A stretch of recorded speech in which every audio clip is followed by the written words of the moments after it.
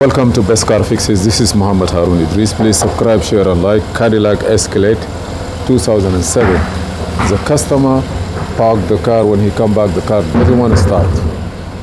The car come by tow truck. We put the car here. The security light was on. This car is running now, but I just want to tell you what I see. What was the process of fixing this car? When we put the connection on our diagnostic tool on OBD to here, we are able to communicate with all engine computer, but I also noticed that you see the red line of the transmission park neutral was not available. Security light was on, the car no cranking. So I was able to communicate with the engine computer and other stuff, but I'm not able to communicate with the module. You see the security module that is here, the immobilizer, it has 4 wires. The 4 wires that are here, you see 4 wires. You see it have ignition power. The red one is ignition power. It's coming from fuse, 2 amp fuse under the hood. And then the yellow one is the red one is a full power. And that power, red and white, is going also to the ignition switch here. To the ignition switch here, red and white. See the same wire here? This wire, red and white, is going there from the same fuse. And the green one, the one next to it, which is a black and white is ground. But the green one, the last one, that's the data communication line. Okay. The data communication line, which is here, when we try to communicate with the car, there is no communication. Okay.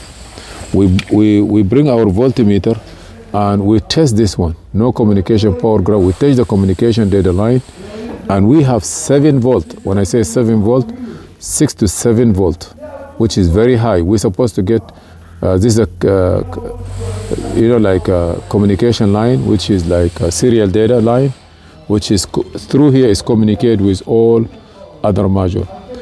So what we have to do is we have to look for this communication data line wiring diagram and see where it's come. Here now we fix it. The reading now is 2 something volt. Let me put it here.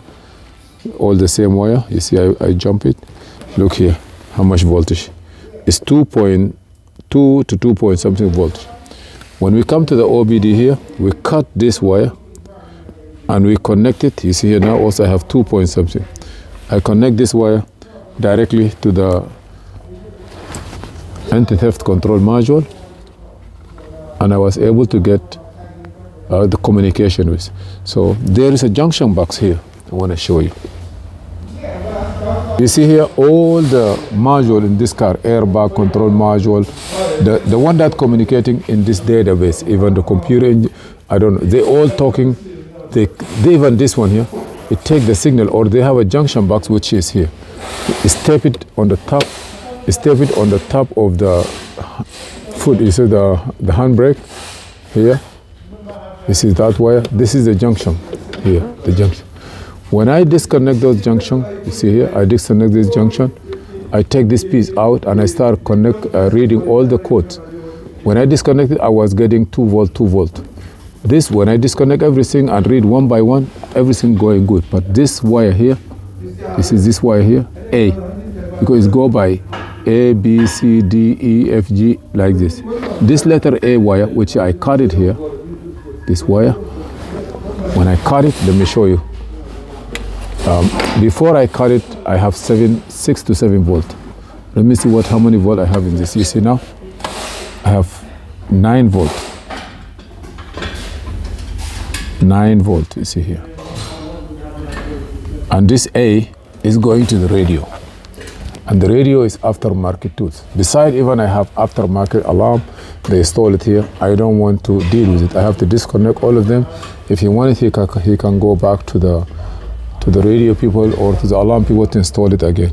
But by me disconnecting the radio wire, maybe those people who put the radio there, they took that white, the green wire, it is a communication line, or for some reason that wire induced high signal, which is more than 2 point something, and confuse the computer and everything. And one of the things that get shut off because it only take it produced 2 volts, to communicate with other computers.